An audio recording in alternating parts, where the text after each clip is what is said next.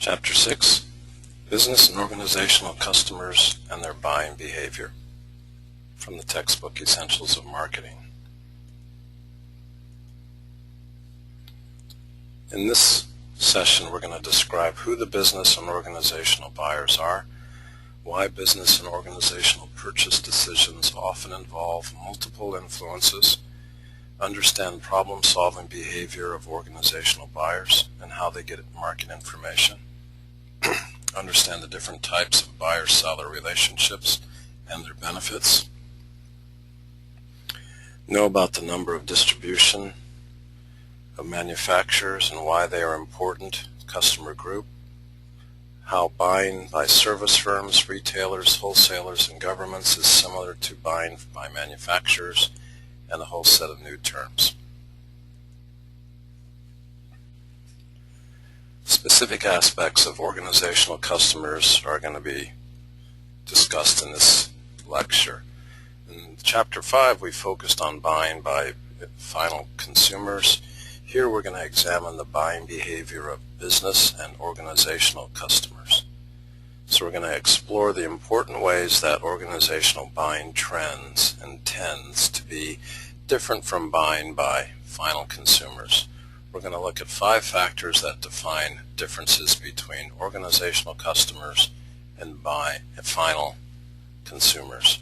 We'll also examine the key characteristics of 4 specific types of organizational customers.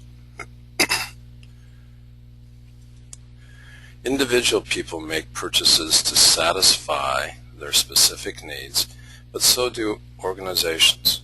In fact, the organizational market is actually much larger than the final consumer market, at least in terms of the number of purchases made. So it presents significant opportunities for marketers. The organizational consumer market is often referred to as the industrial market or the business-to-business B2B market. So what type of customers are involved? Well, business and organizational customers buy for resale or to produce other goods and services. So there are 4 main categories of these customers: producers of goods and services, manufacturers, farmers, real estate developers. There are intermediaries, who are wholesalers and retailers. There are government units at the federal, state, and local levels, as well as foreign governments. And then there are nonprofit organizations and NGOs at the national and local organizational level.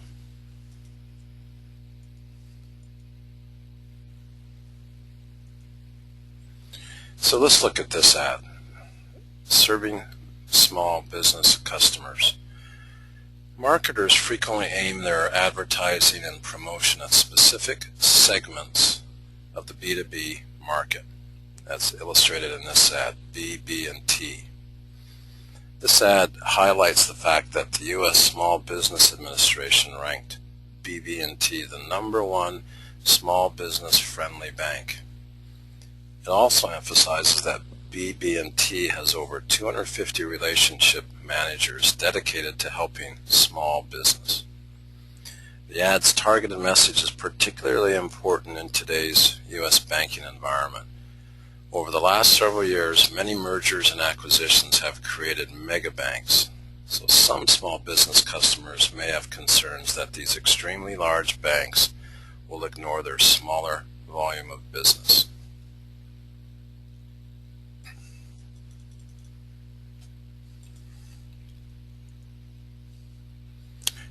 Here's an ad that shows LexisNexis's services. There are many important differences between how businesses and organizations make their purchase decisions and how individual consumers make those decisions. Most organizations buy for a basic purpose. They buy goods and services that will help them meet the demand for goods and services that in turn they can supply to their markets. Basic purchasing needs are economic, so that organizational buyers are usually less emotional in their buying behavior than our final consumers. They usually focus on economic needs such as increasing sales, when making buying decisions. In today's online shopping environment, intelligent search tools can help online sellers improve sales. Promotion to organizational buyers often focuses on economic factors. This supply discovery ad of LexisNexis targets data aggregators, promises to double a customer's productivity by reducing risks and offering uniquely customizable e-discovery solutions. Small differences are important. Every organization has a unique identity, and the differences between organizations are important. Marketers must never assume that a marketing mix that is successful for one company will automatically fit the needs of other companies, even in the same industry. There are good opportunities to serve business customers in different countries. Business customers are often willing to work with distant suppliers who have developed superior marketing mixes.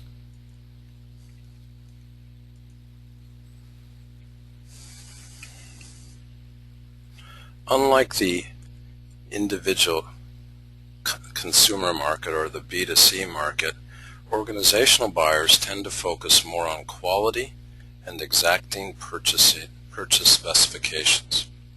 Purchasing specs are written or electronic descriptions of what the firm wants to buy. The specifications describe the needs that organizational buyers have. Specifications may be fairly simple or they may be fairly detailed. Organizational buyers often concentrate on quality certification in making purchases.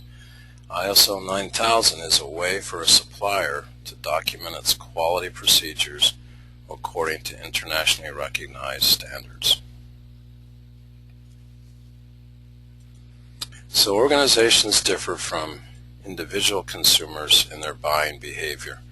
Purchasing managers are specialists in buying activities for their employers. Multiple buying influences exist. Several people play a part in making a purchasing decision. The collection of these influences is called a buying center. Buyers are those purchasing managers who are responsible for working with suppliers and arranging the terms of the sale. Users are the people who actually use the product. They may be production workers or support staff. Influencers are the people whose expertise is used to help determine which products are needed. Influencers are often technical people who help write specifications. Gatekeepers are the people in key positions in the organization who control the flow of information. Gatekeepers can include receptionists, secretaries, researchers, and others.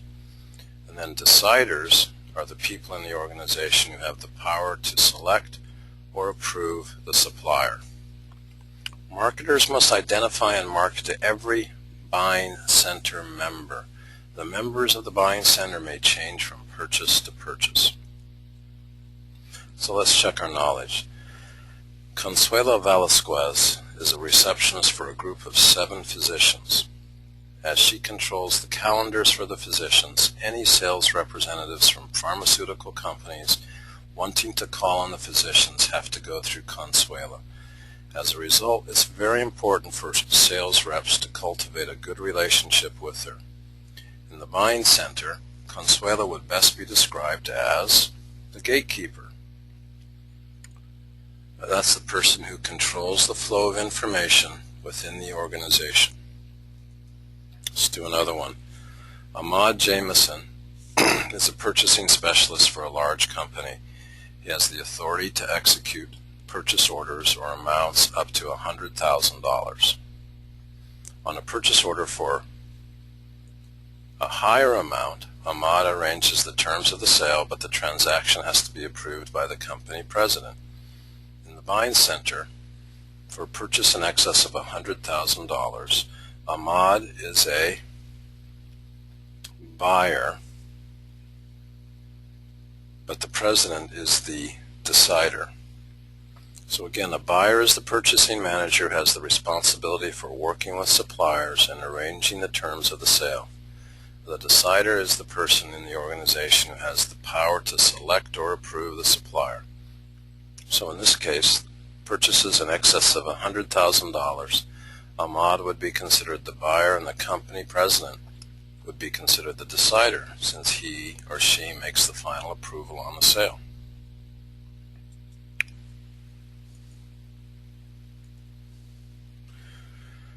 Although most buyers in organizational markets are professionals, a comprehensive vendor analysis considers all influences on purchase decisions. Vendor analysis is a formal rating of suppliers on all relevant areas of performance. The goal of a vendor analysis is to lower the total costs of a purchase. A buyer's behavior needs are relevant also. For example, if a buyer's main contact with a supplier is through a sales representative who is uncooperative, the supplier is less attractive to the buyer. Ethical conflicts may arise in buyer-supplier relationships. Some organizations have provisions in their codes of conduct governing these interactions. Purchasing may also be centralized in many organizations by concentrating the purchasing for all branches at one location. This may help the buying organization to manage spending or achieve economies of scale. And lastly, a requisition is a request to buy something. It eventually becomes a purchase order, and electronic requisitions are becoming more and more important.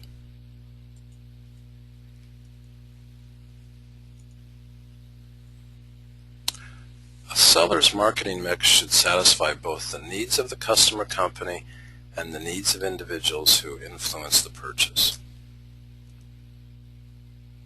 When making buying decisions, buyers focus on company needs for innovation, survival, growth, and profit.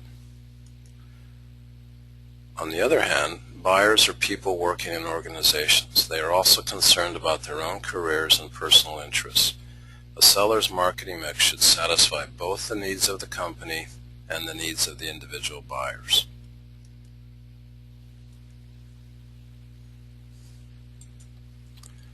Like individual consumers, organizational buyers are problem solvers.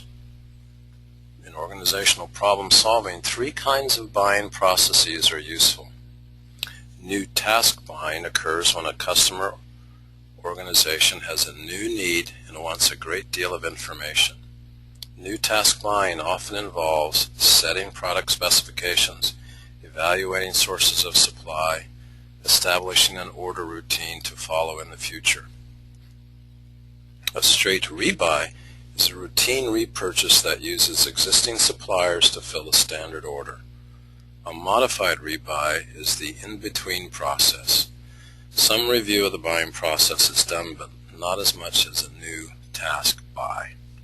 Straight rebuys often use e-commerce order systems. New task buying requires information.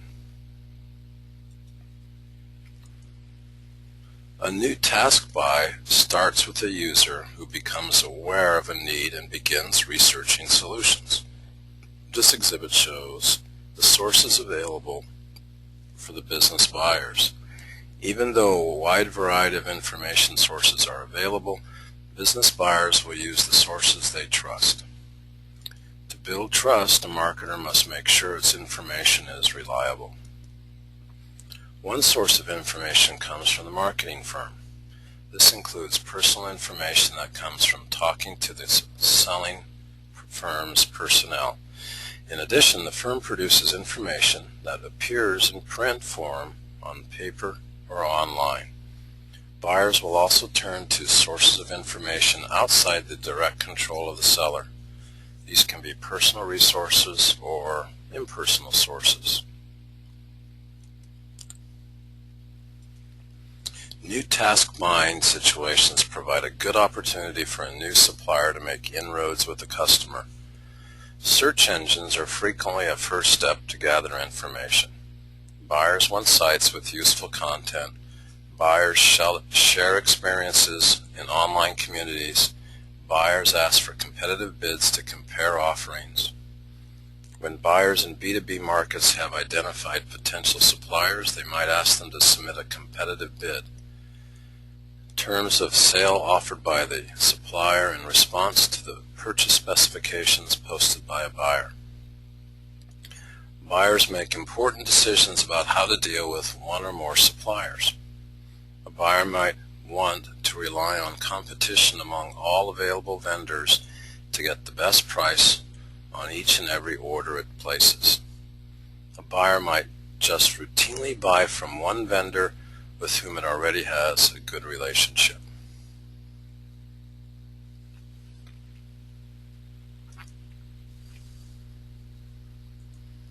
So let's check our knowledge. Nikita Jackson is a sales rep for an industrial supply house and calls on a prospective business customer. The customer has an established relationship with another supplier but says that there have been some reliability problems with deliveries. Nikita seizes the opportunity to describe her company's state-of-the-art logistics and transportation system that provides outstanding delivery reliability at low shipping costs. Nikita is encouraged because her customer seems to be in a modified rebuy situation. A modified rebuy is in between new task buying and a straight rebuy. It is a process where some review of the buying situation is done, though not as much as in new task buying. This modified rebuy situation appears to be an opportunity for Nikita. Although the customer has been purchasing from another supplier, the buyer is now receptive to information from Nikita. So the best answer here is B. Let's do another one. Auto parts firm wholesaler Fixum decides to invest in a new data management system to increase the efficiency of its warehouse operations. Previously, all record keeping was done via printed documents, but now all transactions will be electronic. This change will require Fixum to expend a significant amount of money for hardware, software, and training. However, in the long run, the cost savings should exceed the upfront investment. Fixum has arranged for presentations to be made by 3 different vendors. Fixum seems to be facing a new task buying situation. New task buying occurs when an organization has a new need and the customer wants a great deal of information. So in this situation, Fixum is investing in a new data management system, which is a new need, and they want to hear presentations from 3 different vendors. Fixum appears to be facing a new task buying situation. So here it is, new task.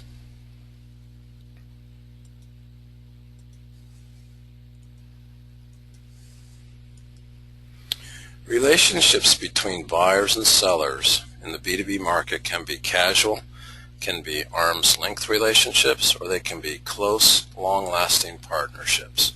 Marketers should know the degree of closeness that is appropriate for a given relationship.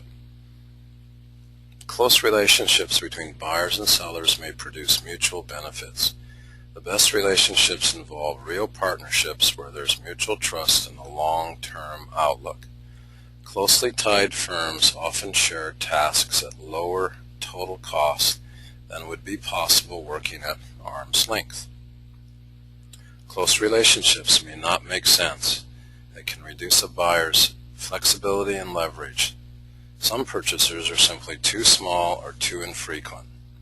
Some purchasers require so much attention that the relationship would never be profitable for the seller. There are several key dimensions that characterize a close working relationship between organizational buyers and sellers. Cooperation treats problems as joint responsibilities. Here the buyer and seller work closely together to achieve both mutual and individual objectives. Both sides are involved in the problem's resolution. Both the supplier and the buyer benefit when they can share information. So types of shared information can include the exchange of proprietary cost data, or discussion of demand forecasts, and joint work on new product designs. It can be fast and easy to update the information, saves time, and can lead to better decisions, reduced uncertainty about the future, and better planning.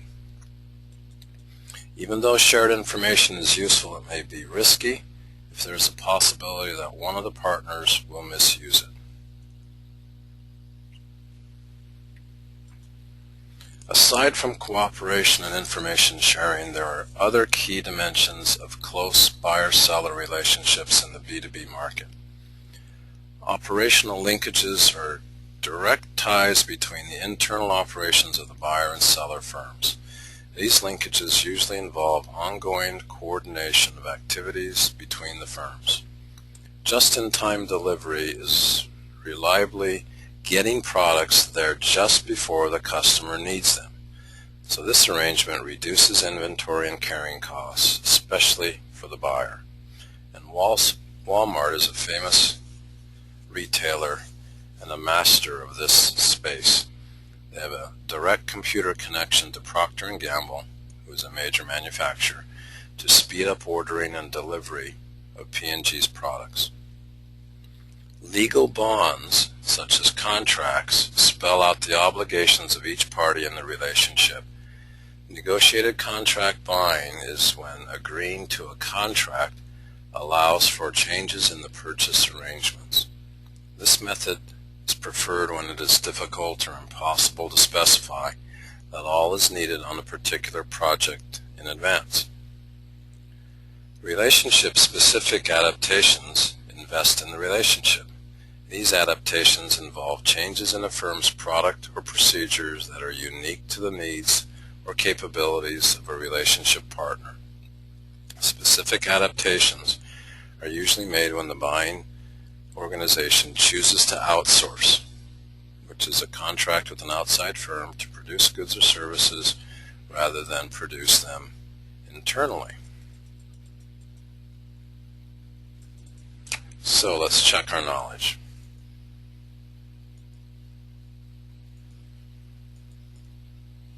Gotcha is a chain of trendy stores catering to the urban contemporary market. As part of its close relationship with suppliers, Gotcha has an internet site that is accessible only by suppliers, and it provides up-to-the-minute point-of-sale information from all of Gotcha's stores. Suppliers can see how their products are doing at retail during any time of the day or night. In the relationship between Gotcha and its suppliers, the Gotcha supplier site is an example of information sharing. Some relationships involve open sharing of information, and this includes exchanges of proprietary cost data, discussion of demand forecasts, and here the relationship between Gotcha and its suppliers is one in which information is shared via the Gotcha internet site. So A is the best answer.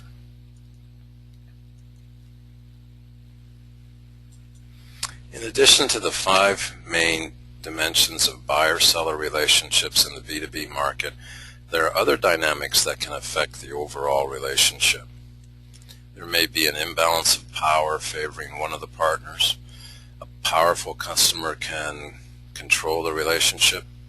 Although a marketing manager may want to work in a cooperative partnership, it may be impossible with large customers who have the power to dictate how the relationship will work. Buyers may still use several sources to reduce the risk. Buyers often look for several dependable sources of supply to protect themselves from unpredictable events. Variation in buying by customer type.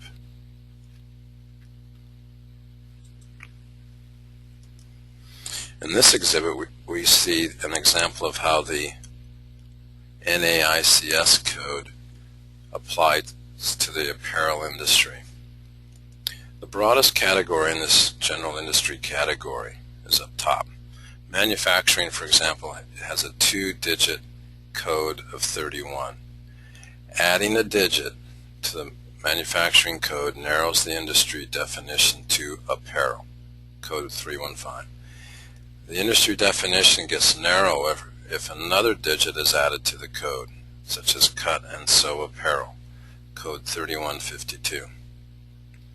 Adding still another digit reduces the category to women's and girls' cut and sew apparel, 31523.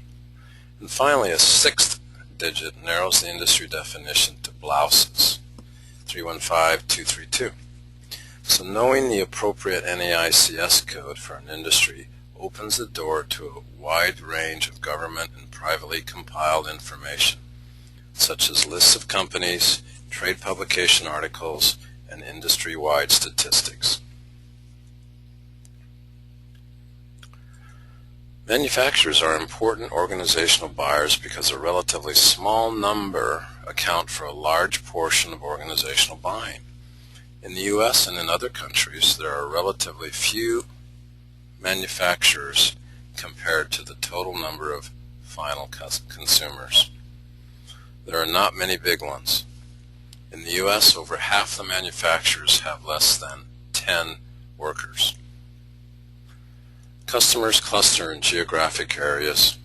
In the U.S., manufacturers are concentrated in the big metropolitan areas, especially in New York, Pennsylvania, Ohio, Illinois, Texas, and California.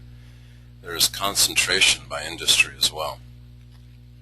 The products an industrial customer needs to buy depend on the business it is in. So because of this, sales of a product can often be concentrated among customers in similar businesses.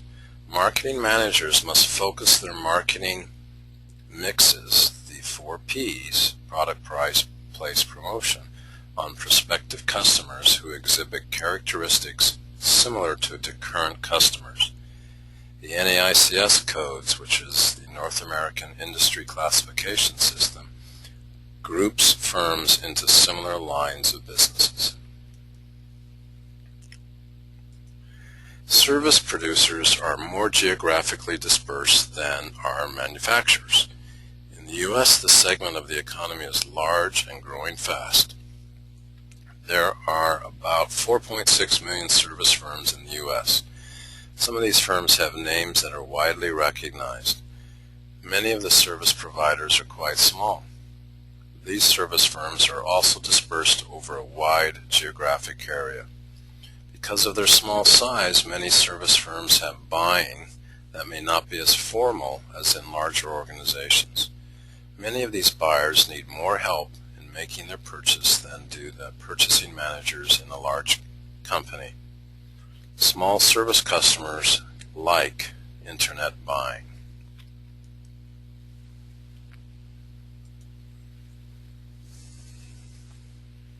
Retailers and wholesalers see themselves as purchasing agents for their target customers.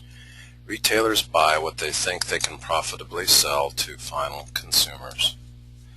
Committee buying assigns this buying decision to a committee that reviews reports submitted by the buyer. Committee buying is impersonal. Computers track inventory, sales, and prices. Buyers watch this computer output very closely. Many reorder decisions are based on automatic processes via computer links to suppliers. Reorders are straight rebuys. The government market is huge. Government buyers typically use competitive bidding and approved supplier lists and put legal constraints on the latitude of individual buyers.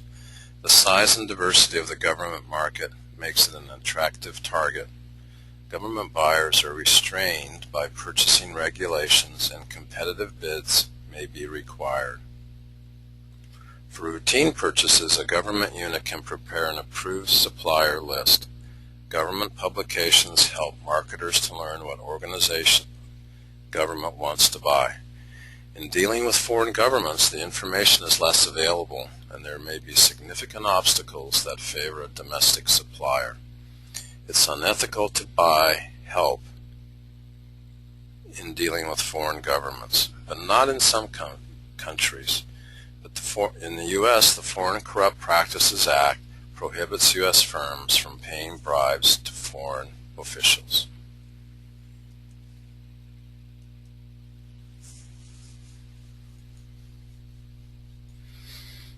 So now you should be able to describe who the business and organizational buyers are, why business and organizational purchase decisions often involve multiple influences, understand the problem-solving behavior of organizational buyers and how they get market information, understand the different types of buyer-seller relationships and their benefits and limitations, know about the number of distribution of manufacturers and why they are important customer group, how buying by service firms, retailers, wholesalers, and governments is similar to buying by manufacturers, and many new terms.